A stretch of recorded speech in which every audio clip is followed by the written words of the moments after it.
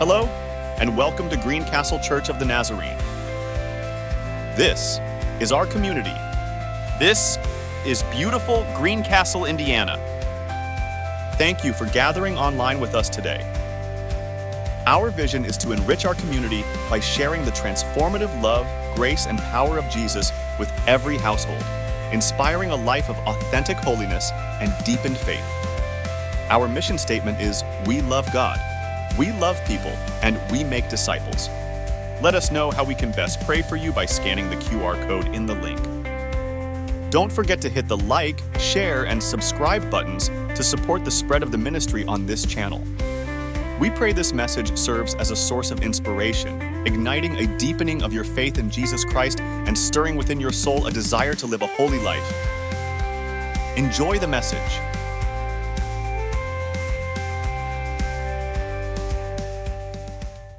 Well, it is my pleasure to be able to introduce to you once again here to Greencastle Church of the Nazarene, Lee Durbin. She is the Executive Director of Beyond Homeless, and she is here. She's going to speak to us here today about some of the things that's going on there. And I just want to welcome her up here today. Can we just welcome her up here this morning?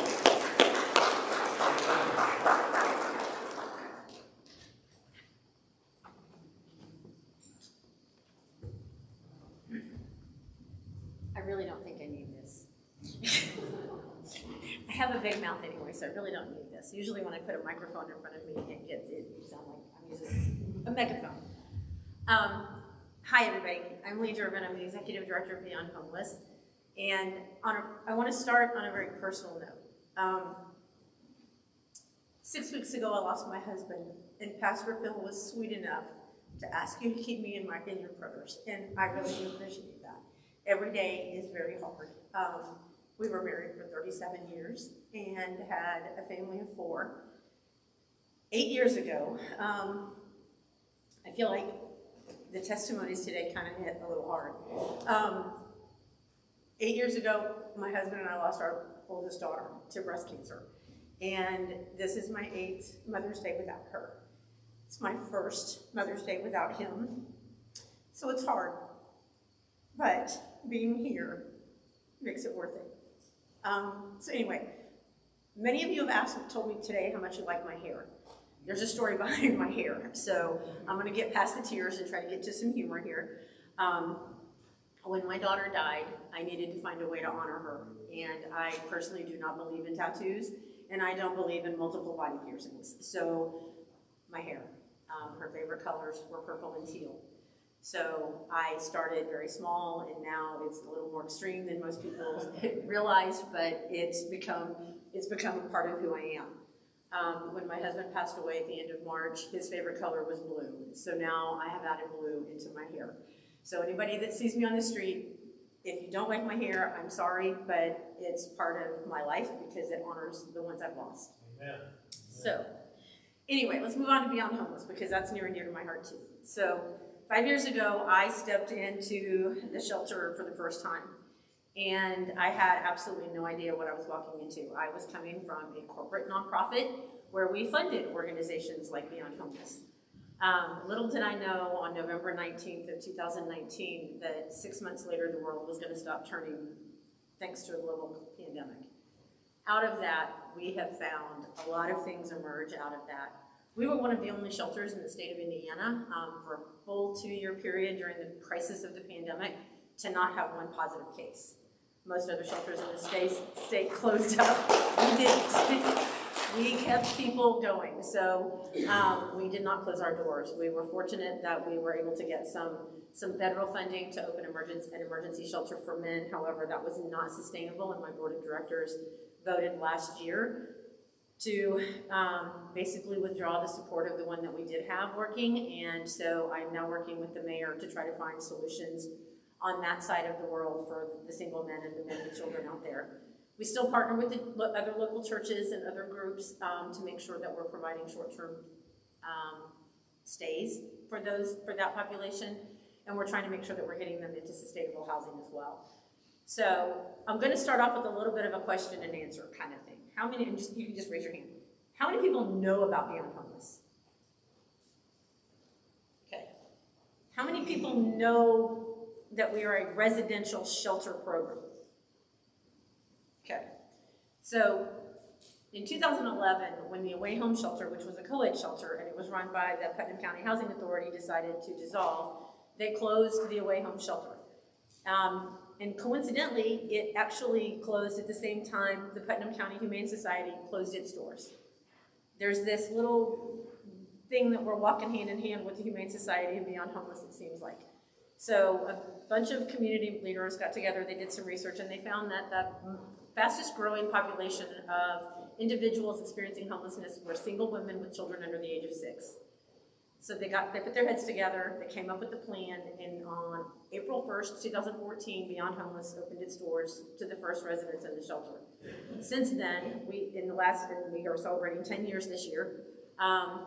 In the 10 years that we have been around, we have provided shelter for over 1,250 women and children, and we provided short-term hotel stays and safe sleeping spaces for over 264 men. We also have a homeless prevention program that a lot of people don't realize we have. That is what that's what we strive to do. We try to make sure that we're keeping people in their homes, those that are facing eviction because of some type of financial struggle. We have provided 761 families in the last 10 years with enough financial assistance to stay in their homes.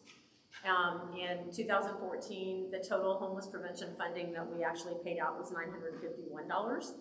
In 2023, we paid over $27,000 in financial aid. A lot of people think that our grant funding covers a lot of those costs, and they don't. Our federal funding only covers a small portion of what we do. 6 weeks, as a matter of fact. So an entire year of federal funding covers my shelter costs for 6 weeks. So we heavily rely on businesses and private donors for things like that. But we also make sure that our program is not just a come in and hang around and go back out. We actually work with the women that we serve. And a little side story to some of this. When I first started at the shelter, I didn't think of what I do as a ministry. And each time Pastor Phil would come in and drop off a donation from what you guys would donate and gather for us, and he would pray over me in the shelter as he would leave, he always talked about my ministry in the shelter. 2 years ago, my word for the year was ministry. I have come to realize that that is exactly what it is. You walk through our shelter, and I would invite anybody to come. I will give you a tour. I will be happy to tell you how we do things and show you how we do things. But we literally work with these women hand in hand. We get to know them. We understand the pain that they've come through. Homelessness is not discriminatory. It hits every age level, every socioeconomic background, every financial level that there is. Before the pandemic in 2019, the median age of women in the shelter was 32. Right now, it's 67. The fastest growing population of first-time individual homelessness post-pandemic is 55 and older. The workforce can't keep up. The wages aren't keeping up, so people are facing evictions. The crisis is growing. People don't think that we have a homeless problem here in Greencastle, but we do. We are in a rural community, so you don't see people sleeping on the streets like you would in Chicago or even Indianapolis. You see people sleeping in barns, on farms, in outbuildings on farms, in broken down houses on a country road. In the wintertime, you see people hollowing out banks on Big Walnut in the creek just above the water line so they can stay out of the wind at night when they build their little blanket fort in to stay warm. Those are things that we're combating every single day. I have a staff of 8 shelter members. We actually did open a day shelter in March of 2023. Sorry. The year kind of blurred for me. We opened our day shelter and we relocated and centralized our locations with our thrift store. And we had our grand opening on March 16th, and on March 28th, we had a fire. We lost a sleeping room, and nobody was hurt, but it displaced us for 10 days. And we lived out of the Inn at DePaul for 10 days. And I basically showed the world that you can serve people on the streets. Doesn't matter where you are, doesn't matter what you do. You can make it work. So we became a mobile shelter at that point. to be able to get back. When we were able to get back in the shelter, we had nothing in the shelter. They had taken every single thing that we had inside the shelter out to be decontaminated. The women didn't have any clothing. The women we didn't have blinds on the curtains. We didn't have sheets for the beds. We didn't have anything when we came back in. Saving grace was we had a partnership with Family Promise in Hendricks County who bought us all new sheets and all new pillows for the beds. And we moved back into the shelter on Good Friday. Amen. We go back to the ministry piece. I can't say enough about that. While we all understand how politics work, when it comes to things inside the shelter, I have to be careful with the residents when I talk to the residents. Every resident in that shelter knows how faithful I am. They know about my faith. If you walk into my office, it's visible. There are things all over my office that represent my faith in Jesus. I can't preach to my women, but I sure can talk to them, and we do. And we do it in a way that we hope to get to them. We hope that they're hearing what we're saying. But what we do is a 30-day residential program. And so every single woman that comes into the shelter is assigned one of my team members who coaches her through our program. It's a phased program, but we meet them where they are. It's not just a number. They're not just a number to us. They come in, we find out their background, we figure out who they are, what they need, and we meet them where they are. So if we have a woman who comes in, and we do big emotions in the shelter. There's not a day goes by that at some point somebody can come in and hear somebody yelling, somebody having a major meltdown. Sometimes it could be, in all transparency, it could be me. Because we get a lot of different personalities, but we also deal with a lot of trauma. And my team absorbs that trauma, and so do I. And we take it home every single day. What these women have been through, we walk through with them. A lot of shelters just literally sit in an office and tell people to go do what they need to do. We make sure that we're getting to know them. We're making sure that we're meeting them where they are. We're doing the best we can to connect them to the needs that they need. Some of them may need a job, so we connect them to employment. Some of them may need to go on disability and don't know the first thing about trying to get a hold of the Social Security office. So we walk them through those processes. Some of them may need mental health counseling. We get women coming into the shelter who have undiagnosed mental health issues. And those are the hardest to kind of walk alongside sometimes, because while you can see that there's an issue, they don't. And the way the laws read, if they don't think they have a problem, then there's no problem.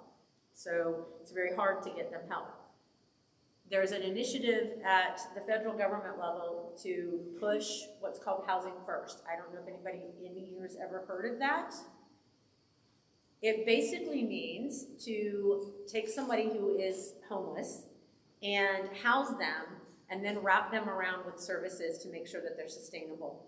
Instead of talking to them on the streets and connecting them and doing assessments and trying to do referrals and trying to get them into these services ahead of time, it's been found, research has found that it's easier and it's much more cost effective to house somebody first. If you house them and then wrap the services around them, you're gonna have a better chance at them actually being able to sustain and thrive later on. Milwaukee did it, and they actually reduced their homeless population from 77% to 17%. Yep. So, and they're just one. Seattle did it, and forgive me, I don't remember their numbers. They're much bigger. But a lot of it is, because there are cities in the country that are actually criminalizing homelessness. With the way rents and rent costs are going up, rents are going up. The median cost for an average 2-bedroom affordable apartment in this county is $850, which means somebody needs to make at least $18.57 an hour on paper to be able to adequately afford that. The average salary or the average hourly wage across Putnam County is anywhere from $14 to $16. So I don't ever mean to try to ruffle feathers with business people when I talk about this, but that's just the sad reality of what it is. Unless we get wages up, we're gonna have evictions rising. We're gonna have people literally moving in with mom and dad, moving in with grandma and grandpa, trying to find places to stay because they can't find a place to live. The average 1-bedroom apartment in Greencastle for rent starts at $1,200. I'm fortunate that I own my house, and not everybody is. The women that we serve in the shelter, when they try to apply for the low income and the affordable housing, they're sitting on a wait list for at least a year. So these women who are coming in a temporary and an emergency shelter type situation are staying in shelters for up to a year or longer because there's no housing. So working with the small task force that I am on with the mayor, we're looking at transitional housing, we're looking at some of those things, but those aren't gonna happen overnight either.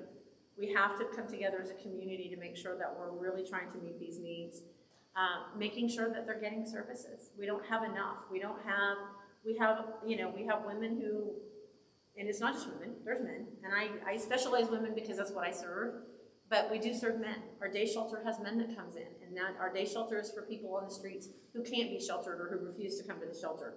They can come in, they can take a shower, they can take a nap, they can do laundry, they can get something to eat. They have to leave at night. And I'm a firm believer that every person, I don't care who you are, I don't care what you've done in life, it's that's your story and God's to figure out at the end of the day. Every person deserves a safe place to sleep. And we don't have that for everybody in the community. So we need to come together as a community and figure that out. What are we gonna do? How are we gonna do it? I welcome those conversations. I get phone calls all day long about, oh, so-and-so's sleeping over here. I have a resident who we unfortunately had to terminate because she went out and started using. She relapsed and started using. She was sitting in the laundromat when I came in this morning. I know she's sleeping on the streets. She's not gonna go get help. And she basically stated when she left the shelter, she prefers to be on the streets because she feels safer on the streets than she does surrounded by people who care. Those are the things that we need to overcome. And it's hard. It's hard to sit and hold the hand of a woman who has been through some of the most horrific trauma. We serve a lot of domestic violence victims as well. And some of them, they can't even talk about it. They have PTSD over some of this stuff. And some of their mental health issues stem from some of that trauma. But if you don't heal the trauma, they're never going to sustain in housing. They're never going to be able to be self-sufficient. So that's what we do. And we work with them and we walk with them hand in hand through everything. The biggest thing that we've noticed, and I've noticed, because it's not just homelessness, it's poverty, it's housing, it's where are the people who are at risk of homelessness. That's where our homeless prevention program comes in at. I literally just submitted a grant to be able to maybe hope it won't make a dent, but it might ease the burdens of some, to be able to help people pay security deposits, to be able to help pay utility deposits if they're trying to get into a place. Most programs don't do that. So I was fortunate enough to be invited to write for a grant for that, and I just submitted that. Hopefully that will help some of the folks in our community. But the poverty rate in Putnam County is 8.9%. There's 37,000 people in Putnam County. 8.9% is pretty high. We are part of a 6-county region. We're part of the Wabash Valley, Region 7, according to the state of Indiana. And we have the 3rd highest poverty rate. Terre Haute is the 1st, and then Clay County, and then Putnam County. It's really interesting to find that Park County and Vermilion County and Sullivan County have lower poverty rates than we do. They also have lower unemployment rates than we do, and they're very rural. So it's kind of, when you look at the numbers, it's kind of interesting. I'm not gonna get tied up in a lot of numbers, but I do have some. The labor force that we have in the community is at 56%. So out of our county, 56% of the county works. The others either disclose not to in the surveys that were done or not. But a lot of times when you look at these numbers and they talk about unemployment and they talk about the unemployment rate in Putnam County is low. It's 2.8%. But it's only 2.8% because a lot of people have fallen off the workforce. They're not working anymore. So they're not counted into that unemployment rate.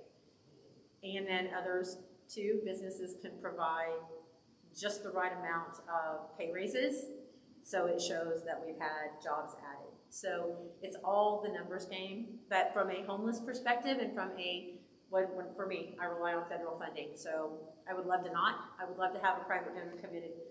I told Pastor Phil before we started this morning, I said, I'm a firm believer God's going to provide. He's going to provide what we need for the shelter. Until he provides me with $25 million, It's kind of where I'm at. It's kind of where I'm at, but until he provides me with $25 million, I have to rely on individual donors to help sustain the shelter. Our shelter costs every month, our operational costs, it costs me $27,000 a month to run the shelter. People don't realize that. We have a capacity of 24 in that little bitty building. But that building still has to pay, I have to pay a light bill, I have to pay a water bill, I have to pay a gas bill, and those kinds of things. So that's all of the stuff that kind of goes into that. I'm very grateful from the bottom of my heart, grateful for the donations of supplies and food and things like that that we get from the community. We're really good on that, but right now I need money. So my biggest prayer every day is that God's going to give me enough so I can pay my staff and keep the doors open. It's a growing crisis among shelters. Shelters are closing across the state faster than they can open. Last September, one shelter for women in Bloomington closed. They displaced 47 women. I took 5 of them. That's all I could take. I would take all of them if I could, but I couldn't. At the end of the month when that shelter closed its doors, 14 women were on the streets because they didn't have anywhere to put them. It's not going to go away. It's just going to get worse. And like I said, with the mental health issues that are out there, they're extremely difficult to navigate, and a lot of shelters just won't put up with that. I, on the other hand, am called to do something different. And my goal is for us to be not just a shelter. I want us to become the organization that's located in Putnam County, but it's the model that every other shelter organization takes after, that we literally serve the people that are in front of us. And whether it's, I don't want to say a Christian affiliation or not, I will stand firm in that. That is what I do. I cannot thank you enough for the support you have given us. And I'm going to stop talking now because I could talk about what we do all day long. And if anybody has any questions, I can. I have to stop myself because I can't. I can talk about what we do all day long.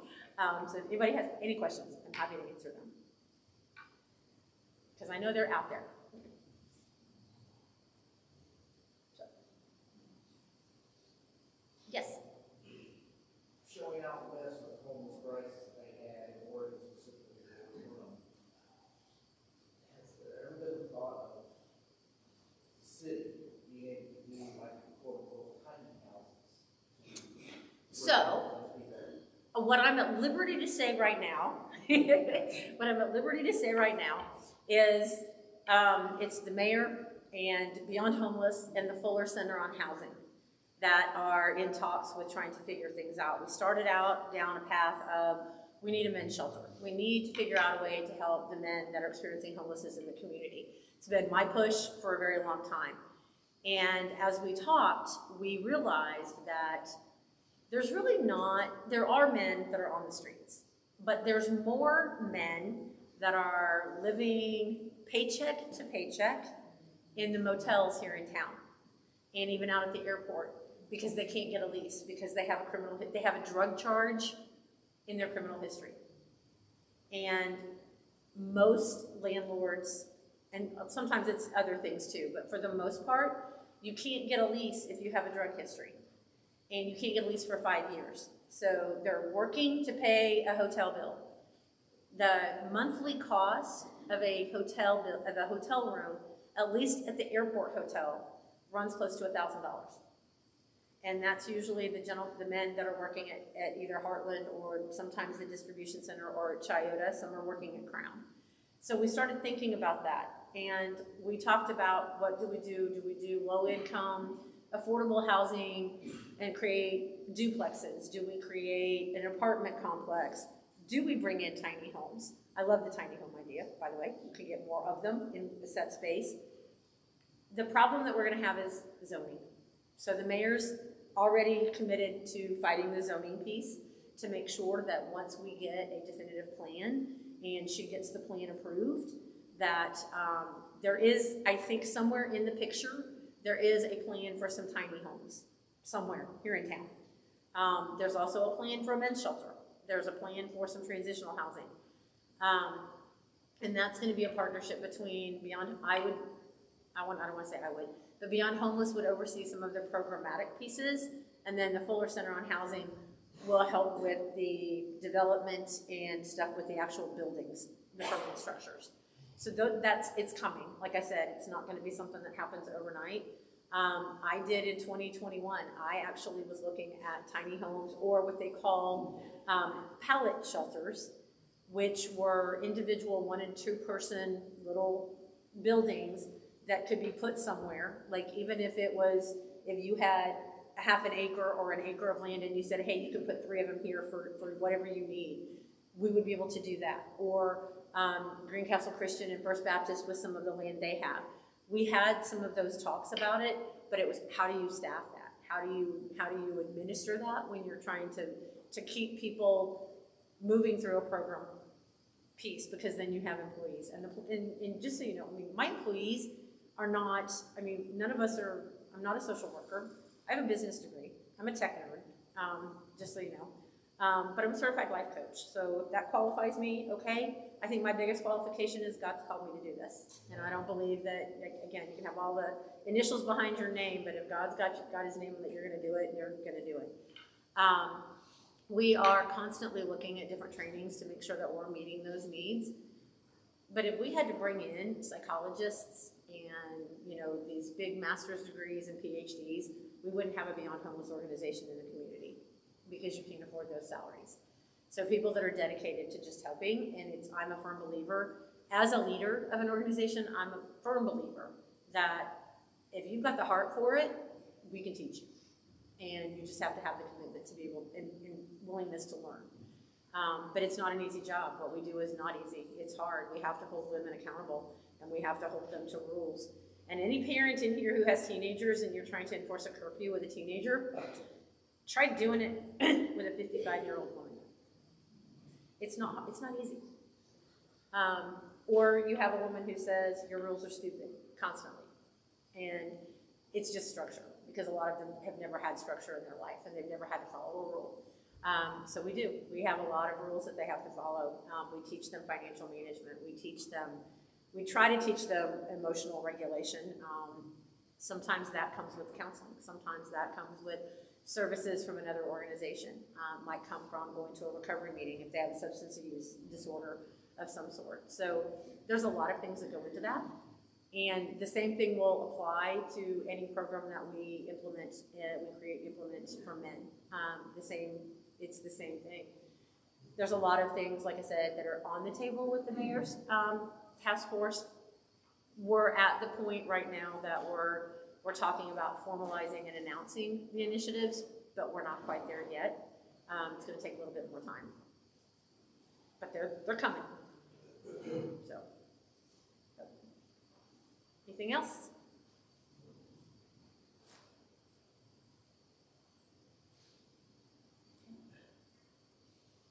I will give it back to you then. Unless you have questions. Well, Lee, it's been a privilege to have you here this morning. And, you know, I just feel the Lord pressing me to just kind of do this. Would you care if we prayed for you? I knew you were going to do this. He does this to me in the shelter too. No, I don't. Okay. Thanks for watching Greencastle Church of the Nazarene online with us today. Stay connected by following us on Facebook by searching for @Greencastle Nazarene, or fill out an online Connect card so you can receive the latest news and updates directly to your email. If you would like to support this ministry, please download the Givelify app and look for Greencastle Church of the Nazarene in the search bar.